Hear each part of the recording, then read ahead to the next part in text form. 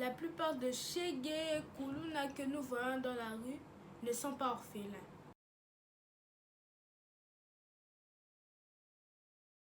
Est capable de faire fleurir encore l'amour dans nos cœurs, qui a flétri pendant longtemps. Il est Dieu. Il est au-dessus de tout, le Dieu de notre pays.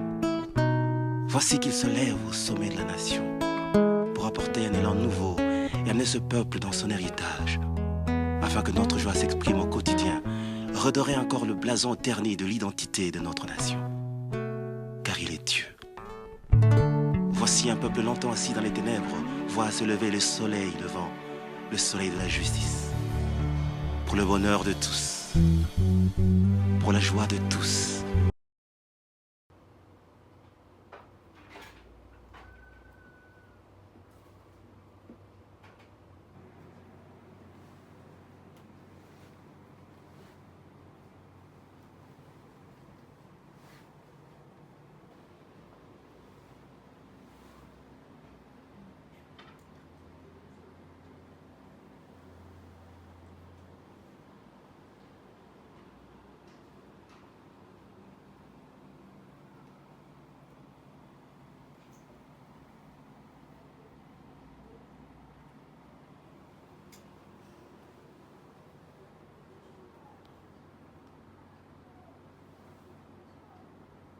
Bonjour, Shalom.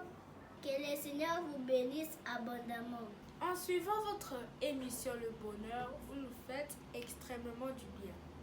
Justina, ma soeur, tu sais que nous sommes suivis partout dans le monde. Oui, nous sommes suivis aux États-Unis, en Europe, en Asie, en Océanie.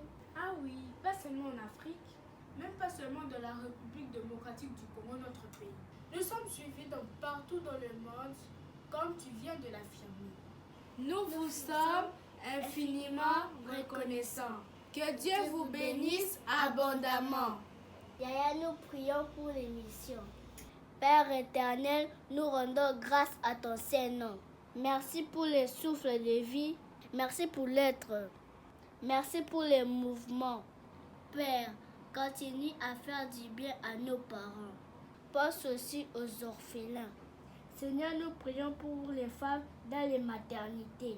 Que ta bénédiction se manifeste sur toutes les familles de la terre au nom de Jésus-Christ. Amen. Amen. Yaya, bientôt c'est la rentrée scolaire. Yaya, n'oublie pas de prier pour les enfants qui n'ont pas de soutien. Ok, sister, que Dieu te bénisse abondamment. Amen. J'espère que vous avez vos Bibles. Sinon, ouvrons nos Bibles dans le livre de Éphésiens, le chapitre 6, à partir du 1er au 4e verset. Il est écrit: Enfants, obéissez à vos parents selon le Seigneur, car cela est juste. Honore ton père et ta mère, c'est le premier commandement avec une promesse, afin que tu sois heureux et que tu vives longtemps sur la terre. Et vous, pères, n'irritez pas vos enfants, mais élevez-les en les corrigeant et en les instruisant selon le Seigneur. Parole du Seigneur. La fois passée, nous avons touché le verset 4, la partie A, qui dit « Et vous, pères, n'irritez pas vos enfants ». Aujourd'hui, nous faisons un retour systématique au verset 1er, la partie A, qui dit « Enfants, obéissez à vos parents ». Il est dit « Enfants, obéissez à vos parents ». Il n'est pas dit « Enfants, soyez esclaves de vos parents ». Comme nous l'avions démontré la fois passée, plusieurs parents irritent leurs enfants. Ils ont fait de leurs enfants des esclaves, que ces derniers sont incapables de donner le meilleur d'eux-mêmes. Plusieurs églises et familles tordent le sens des Écritures pour maintenir dans la captivité leurs propres enfants. Prenons cette écriture pour appuyer ce que nous disons. Nous sommes dans Luc chapitre 4, le verset 18 à 19. Il est écrit: L'Esprit du Seigneur est sur moi, parce qu'il m'a oint pour annoncer une bonne nouvelle aux pauvres. Il m'a envoyé pour guérir ceux qui ont le cœur brisé, pour proclamer aux captifs la délivrance et aux aveugles le recouvrement de la vue, pour renvoyer libres les opprimés pour publier une année de grâce du Seigneur. Parole du Seigneur. Dans sa déclaration, Christ parle de libérer les captifs.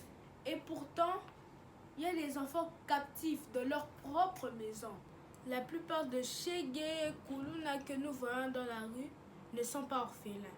Ils ont juste fui la captivité de leur propre famille. Les captifs ne sont pas seulement des ensorcelés ou des envoûtés tels qu'on nous prêche dans les églises. Mais ces enfants-là, exploités, maltraités, non compris, sont aussi captifs. Ils n'ont que leurs larmes. Mayamisu comme expression. Ils vivent sans affection, chaque jour traumatisés, troublés, blessés, choqués par les mots difficiles à entendre, des paroles insupportables. Ils n'ont pas la paix du cœur. Traités de sorciers, vampires, ils fuient la maison. Donc, quand Christ parle de renvoyer libres les opprimés, ses enfants font aussi partie. Maintenant, en tant qu'ambassadrice du royaume de Dieu, je vous demande de soutenir dans la prière ces enfants opprimés et captifs. Prenons quelques instants de prière. Jésus, le libérateur de captifs, le consolateur des âmes brisées, nous te supplions, agis dans la vie de tous ces enfants. Pense aussi à tous ces enfants qui n'ont personne pour leur soutenir pendant cette rentrée scolaire. Merci d'avoir exaucé notre prière. Au nom de Jésus, Amen. Je vous donne rendez-vous prochainement.